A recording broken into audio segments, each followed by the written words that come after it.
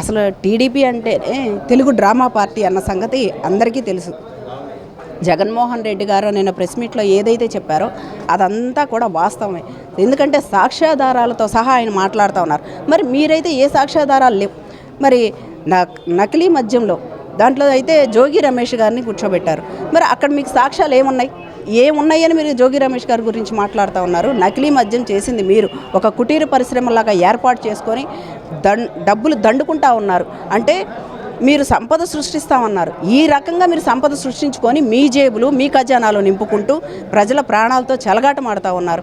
దాని గురించి మేము పోరాటం చేస్తే వీళ్ళు పోరాటం చేయకోకుండా ఈ మ్యాటర్ని దారి మళ్లించాలి అని మళ్ళీ వైసీపీ శ్రేణులైనటువంటి జోగి రమేష్ గారి మీద తిప్పారు. మరి ఇది సాక్ష్యాధారాలతోటి జగన్మోహన్ రెడ్డి గారు రుజువుపరిచినా కానీ మీరు మాట్లాడుతుంటే సిగ్గుండాల కొంచెమైనా మీకు అని చెప్పేసి అని మాట్లాడుతూ ఉన్నాను.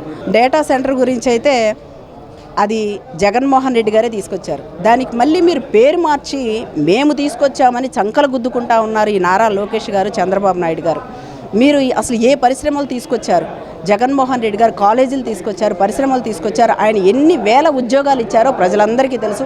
అసలు ఎందుకు ఓటేసామా అని మహిళలేంటి, బాలలేంటి, ఆఖరికి పెద్దవాళ్ళేంటి అందరూ కూడా తల బాదుకుంటా ఉన్నారు.